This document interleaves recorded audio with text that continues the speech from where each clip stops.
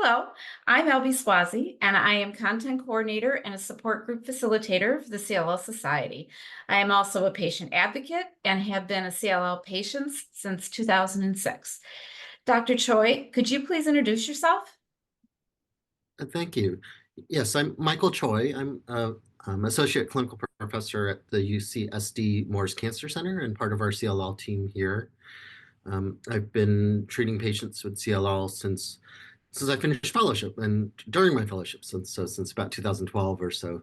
So I've found it very gratifying to see people get better and have really high quality of life, but also realize that there's room for improvement to help with side effects. And so happy to be a part of this discussion today. Great, thank you so much. Today we're going to discuss the adverse effects of CLL, SLL treatments. And Dr. Choi, can you explain the common symptoms of CLL and SLL and how these symptoms may indicate the need for treatment? Yes. Yeah. So as this, many patients, I could start out by saying many patients with CLL may not have any symptoms at all. And Mhm. the diagnosis is made kind of incidentally after routine blood work shows an elevation of the white blood cell count or other changes. But as the CLL progresses, as more CLL cells accumulate in somebody's body, symptoms can develop. And that you're right, that can be a sign that treatment is warranted, that treatment will help that person feel better and function better, and so outweighs the risks of those treatments. I classify the symptoms of CLL as either kind of generalized, like whole body type symptoms, or symptoms um, due more directly to the growth of lymph nodes.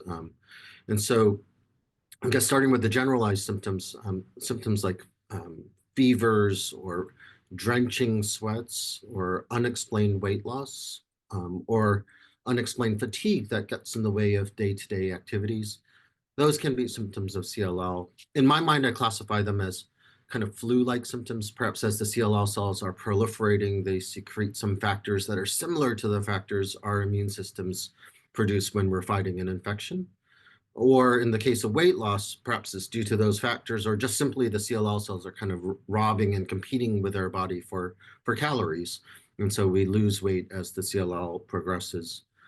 So any one of those symptoms, certainly if they're impacting the day-to-day life of somebody, then treatment would be certainly a good way to, treating the CLL would be a good way to reduce those symptoms and get quality of life back to normal.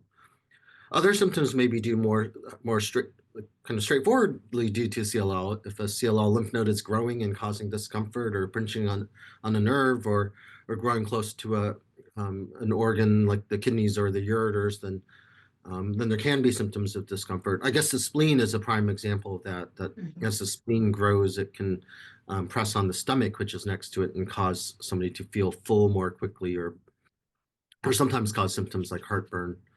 I guess the last set of symptoms may relate to blood count changes that as the hemoglobin level goes down, that can cause anemia. So symptoms like fatigue or shortness of breath.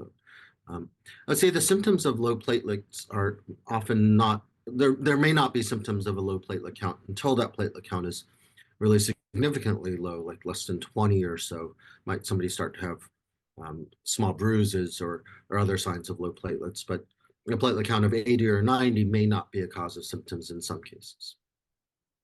Thank you. So when all these symptoms progress, then at that point in time, it may be time for treatment. And when you do prescribe a treatment to a patient, what types of side effects or adverse events might you see with the treatments for CLL or SLL? Yeah, yeah. Yeah, so there are a couple different treatments, so the side effects are a little bit different for each one, and I think that's highlights that we can sometimes individualize the treatment for each patient based on what side effects we want to avoid or what side effects we may be okay with tolerating if they were to come up. And I'll start also by saying that the side effects tend to be mild for most patients getting CLL treatment, but there are usually some side effects that come up, and I guess that's kind of balances when to treat and when not to treat. If somebody has no symptoms at all from CLL, it's probably better to leave that alone and not take on even mild side effects of treatment. I'd say for the CLL treatments that are oral pills, probably the most common side effects are things like diarrhea or nausea. For the drugs that are classified as BTK inhibitors, I would add things like bruising or sometimes kind of headaches for a short period of time, sometimes joint aches or muscle cramps. But all these tend to be mild. For the BTK inhibitors, a small percentage of patients might have irregular heart rhythm or develop high blood pressure. And the thought is, or the observation has been that those side effects, especially the irregular heart rhythm, are more common in people who have had heart problems going into treatment. And so that's one example of somebody who really wants to de-risk or have the lowest risk of heart side effects. We might choose a different treatment other than BTK inhibitors. And then I guess briefly, the treatments that are intravenous, which right now we're mainly just using CD20 antibodies, so medicine called obinutuzumab or rituximab as our main infusions. Those have a risk of reaction to the initial infusion. So it's very common for someone to get shakes or chills or kind of shivers during the initial infusion. But that also is very short, that nurses that are infusing these tend to just note those symptoms, hold the infusion or slow the infusion, and those symptoms stop usually within 5 or 10 or 20 minutes at the most. And then the infusions can proceed without too much incident afterwards. Um, I suppose the thing I left out, sometimes low blood counts can come with any of these treatments, but those also tend to be kind of self-limited, that as the CLL gets better, the bone marrow gets stronger and blood counts tend to get better, even if the same treatment continues, perhaps maybe after a short dose hold or other modifications. But usually those low blood count issues can get better over time. I was just going to ask about if you had a patient who had a very low blood count or maybe came in with low blood counts, maybe a rash, maybe elevated liver enzymes, for example, and let's say it's off of BTKI. I mean, how would you manage a patient like that in the Mhm, drugs? mhm. Yeah, yeah. Yeah, I think that's a really good question. Yeah, I'd say sometimes in the beginning of treatment, maybe the first month or two, I might focus more on kind of addressing the symptom with perhaps, I know it's never a nice feeling to be tacking on other medications, but Yeah. sometimes in that setting, a short course of some other medication or some other intervention can help my patient get kind of manage that side effect. So for joint aches or muscle aches, maybe just a little bit of Tylenol or something, or for a rash, some topical steroids or systemic anti-itch medicine like antihistamines can help short term. And sometimes I find that those symptoms do kind of run their course and maybe stop Mhm. occurring after a month or two of kind of just getting used to the medication. I might approach it a little bit differently for somebody that's having like long-term persistent side effects that are just kind of showing themselves not to be resolving. Certainly, if those side effects are severe, classified as grade 3 or higher to the severity of warranting hospitalization or constant medical assessments, then the package insert does tell us to reduce the dose, and that often leads to improvement in symptoms. I can say from my own clinic, um, just kind of out of practicality and out of emphasizing quality of life, if there are mild symptoms that are ongoing, even if they're not to the point of requiring hospitalization, it will at least be a discussion with my patient whether we want to try a lower dose to see if the side effect gets better and if the overall quality of life gets better. To date, studies with patients with CLL who have reduced the dose of their BTK inhibitors, um, drugs like, I think the data are mainly with ibrutinib, but I kind of extrapolate that to acalabrutinib and zanubrutinib. Patients who had to dose reduce their medication have not had a shorter remission. So it seems like in the typical case, we can reduce the dose and gain kind of better quality of life without losing out on the effectiveness of the drug. Other side effects like blood count abnormalities, or like you mentioned, laboratory abnormalities. I suppose the broadest statement would be that I usually refer to the kind of prescribing directions or the package insert for these medications, and they'll usually kind of guide us on when to reduce the dose or when to consider holding the medication. And indeed, there are times where we find ourselves needing to hold the medication. And certainly, the thing to emphasize is that I wouldn't consider that kind of a failure or something that something's going wrong. It happens, and things get Mhm. better, and we often get right back on the drug, and things kind of end up at the same point they would have been at, regardless of whether we have to hold or. Okay. All right. Thank you. Um, Now, if a patient comes into you and they are they you've pretty much prepped them. I would assume that, saying you're going, it's almost time for treatment, and they come in and it is Mhm. time for treatment, and they discuss what treatment they would like. Mhm. How do you counsel your patients on the possible side effects of the medication? I know there are patients that I've talked to that are very concerned about that, and Mhm. how they would approach you or their doctor on how to counsel, and know what the side effects are, from the particular medications. How do you handle that? Yeah, that's such a great question, important question, and certainly I feel like I'm trying to improve on that each time I talk to somebody too. You're definitely right. I think with all of life, it's never good to have surprises. So kind of knowing what Yeah. to expect makes it easier to handle and tolerate it, whatever comes up. And so trying to kind of emphasize some common things and perhaps to have some reassurance that these things will can occur and can get better. Um, but also, yeah, to try to balance it and not list every single possible side effect because that could be overwhelming or sometimes can discourage somebody from starting a medication that will help them get better. Um, so I think kind of to emphasize the most common things and perhaps have some action plan, whether it's simply to call or to take a certain medication. Oh, yeah, but that's probably the main thing. I was going to say with BTK inhibitors, it's often important um, to counsel somebody ahead of time that the white blood cell count will in fact go up at first before it gets better, and that's not a cause of alarm or a sign that the drug isn't working. Okay. All right. Thank you. Now we know that a lot, about the side effects, usually from the BTK or venetoclax, obinutuzumab, pretty much could be short-lived. They stick around for a month or so, and then they kind of even out, and they leave. But how about any long-term side effects or adverse events that CLL, SLL treatments might have, or patients might experience? Have you seen any of that? Can you talk a little bit about Mm-hmm. that? Yeah, yeah. Yeah, I'd say this applies mostly to the BTK inhibitor class, more so because the venetoclax approach is is usually kind of set at a 1 year or 2 year duration. So those side effects tend to stop when the treatment's done. But with the BTK inhibitors, you're right, there is a chance that some side effects can be ongoing even for several months or several, perhaps even several years. Mhm. I would say anything severe certainly should warrant a discussion with the doctor and a consideration of dose reduction.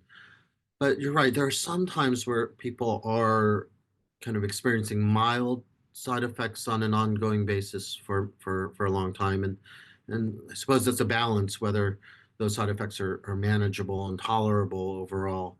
Maybe some examples might be diarrhea that some of my patients tell me that maybe every day or a few times a week they have a very soft or liquid bowel movement, um, perhaps just a few hours after taking the medication, but then the rest of the day is okay. And we might discuss whether if that side effect is truly kind of unwanted, we might reduce the dose and see if it gets better. With diarrhea, sometimes we'll have a benefit from or relief with Imodium or other anti-diarrhea medications that perhaps on days where they're going to be on the road or at an event where an episode of diarrhea will be truly unwelcome, then to preempt that with an anti-diarrhea medicine. So I'd say that's probably the prime example of something that, yeah, that if the CLL weren't bad, I wouldn't want anyone to have diarrhea every day or a few times a week. But in some cases, when the CLL was hard to control and we need this medication to keep it under control, we'll try things like anti-diarrhea medicines or just know that they'll have to hydrate a little bit more on certain days to kind of balance that. With ibrutinib, I saw a little bit of that similar thing with joint aches or muscle cramps, Mhm. where just in the right or wrong moment, something would twist, somebody's foot or hands would be in just the right position to trigger a cramp, and it would take a minute or two for those cramps to get better. And many of my patients will say, "This is something I could live with. Let's not change anything." But in some cases, it was severe enough that we would either reduce the medication or even sometimes switch to a different medication. And I would say that nowadays with our many options for patients with CLL, treatment for patients with CLL, that's always an option too, whether it makes sense to even just kind of stop that medication and switch to something else, perhaps in the same class or even in a different class of medications. Okay. All right. Thank you. Okay. So let's go back to Mhm. where you have a patient that comes in. It's time for treatment. How do you involve your patients in decision making regarding their treatment options and potential side effects of the treatment? How do you work with your Yeah, patients for that? yeah, no, good question. Yeah, yeah. Yeah, it really should be, you're right, it should be a discussion and kind of a decision that's shared between the physician and the patient and sometimes the patient's family. And um, yeah, sometimes I would say with the main treatments we have for somebody with CLL, especially if they're getting treated for the first time, I would say that there isn't yet this clearly superior treatment. Like all of the treatments options we have tend to work and work well, and we don't yet know in the long run if one is better than the other. So you're totally right. It is about picking what's best for that patient and their preferences and priorities. For some, it may be the kind of duration of treatment, that's the deciding factor, whether to go with a treatment that's intended as a 1 year course or a treatment that's intended to have a long-term kind of suppression or maintenance approach. But for other patients, you're right. It's if there's a certain side effect that we want to avoid and prioritize avoiding, then to use the treatments that don't have that risk. Um, I'd say the one that comes up most would be the small risk of irregular heart rhythms with BTK inhibitors, Mhm. or the risk of bleeding and bruising with BTK inhibitors. So if there's somebody that has had perhaps a recent heart attack or recent heart issues, we would want to, with discussion after discussing it with the patient, use the other class of medications, the venetoclax approach, or somebody that's on a blood thinner, especially if they're on Coumadin for an artificial heart valve, for a mechanical heart valve, we would want to choose a medication that doesn't have bleeding risk.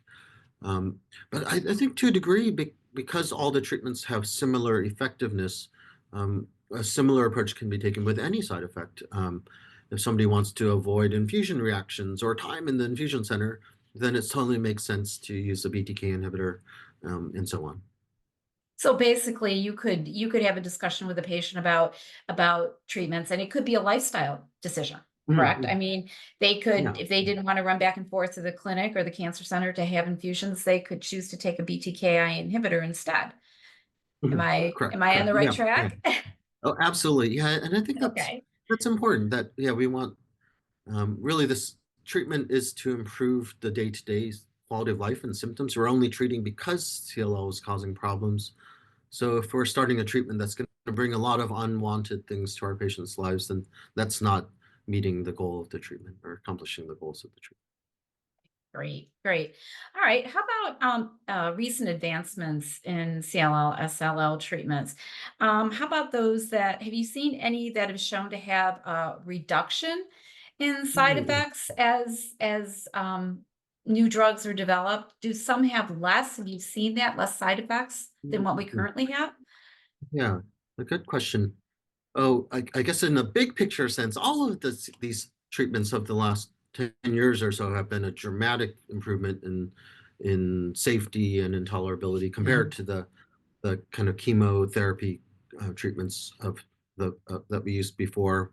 But even within these classes, you're right. There can be kind of slight improvements or kind of incremental improvements in safety. And so with the BTK inhibitors, the drugs that are termed kind of second generation inhibitors, so acalabrutinib and zanubrutinib, are both thought to be a little bit safer and a little bit more tolerable than the first drug of this class, ibrutinib. Mm. I would say many patients who are on ibrutinib and doing well, there isn't room for improvement there. But for Right. patients on ibrutinib that are having many side effects, switching to the second generation ones can be helpful. So there have been clinical trials where people having unwanted side effects on ibrutinib switched to acalabrutinib or switched to zanubrutinib in a different trial and reported less side effects. So both of those drugs are thought to be a little bit more tolerable than ibrutinib. In quantitative terms, the risk of that irregular heart rhythm, the atrial fibrillation, has been reported to be lower with acalabrutinib and zanubrutinib compared to ibrutinib. So I think those two are advances, are ways that we've made improvements, both in terms, certainly in terms of the side effect profile. I think we still have to learn about the third generation of this class, drug of this class, the pirtobrutinib, or still in clinical trials, nemtabrutinib. Maybe some early reports from the trials of those drugs are certainly with pirtobrutinib, that some of those side effects are pretty rare, that not many patients have had heart rhythm abnormalities on pirtobrutinib. But I would caution that it's still a little bit early, that we still have to learn a little bit. And I wouldn't view that as a reason in and of itself to use pirtobrutinib ahead of the other BTK inhibitors. But the field is learning. Maybe that'll be the case in the future. But we're still kind of figuring that out now. With venetoclax and obinutuzumab, I'd say we're not yet at a point where there's something that is clearly safer, easier to tolerate. But there are indeed trials of other drugs similar to those. So we'll see. We might have something better in the future. Okay. All right. Well, on that same line of thinking, then, um, how do clinical trials contribute to our understanding of adverse effects in CLL and SLL treatments? Mm-hmm. How do you take that information and use that? Yeah, no, yeah. Yeah. I think with every clinical trial, although a lot of the emphasis is on like how many people got complete responses and how long are the remissions, and that's often kind of the headline of a clinical trial.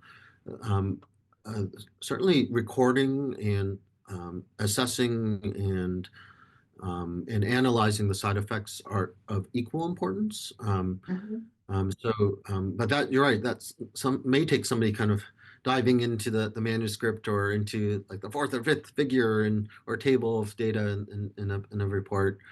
Um, but I think that is an important part of every trial is that they are extremely what's the right word? Um, Strict about making sure every side effect is Yeah. captured Yeah. and get the team's best assessment of whether it's due to one drug or another, or not due to either drug, or if a trial involves multiple drugs, or to assess causality, to assess the seriousness of it. And I guess in a way that those tables, those reports are what are preparing patients of the future of what to expect and how best to manage and to be safe on the medication. One example is with the development of venetoclax, that as we learned that tumor risk of the drug, there were efforts to have a very organized set of steps to start on venetoclax, and that made the drug safer for every patient in the future. Um, Mhm. so yeah, I'd say kind of the rigor and the structure of capturing side effects and assessing side effects, that's certainly an important part of a trial. And for patients on trials, yeah, knowing that it's important for them to report these things to their physicians and their coordinators, that'll help patients in the future. That's an important thing too. Yep, and that leads right into my next question about what role do patient-reported outcomes play in monitoring of side effects? That plays right Yeah, into that. yeah. No, you're right. Yeah, many trials will have, in addition to measuring like aspects of CLL, are very interested in hearing directly from patients of how the drugs are affecting their lives. Mhm. Um, and yeah, sometimes we can get a sense of that based on how many side effects are reported and how severe those side effects are. But there are also kind of validated quality of life or patient reported outcome tools. They're kind of, many of them are kind of surveys, and they're meant to kind of capture that overall sense of how the drug is affecting them, and how healthy and how much quality of life they have.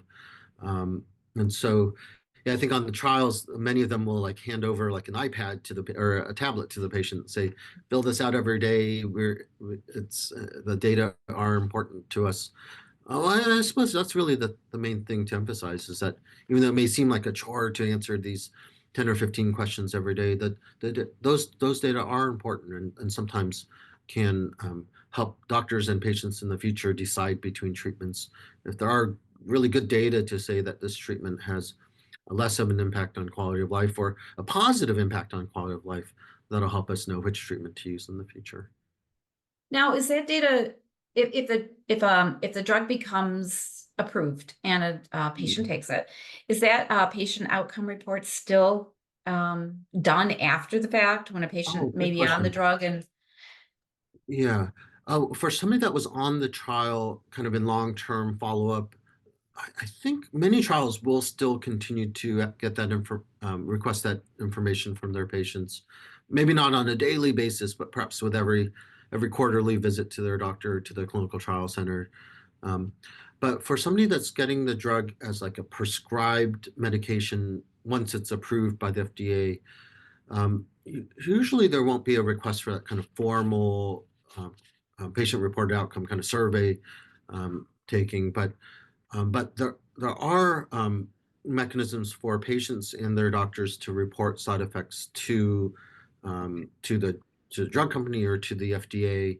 Um, and so sometimes that is done through these specialty pharmacies that they'll Mhm. call the patient every month and say, "Are you ready for your refill?" But at the same time, that can be an opportunity to report whatever side effects are coming up.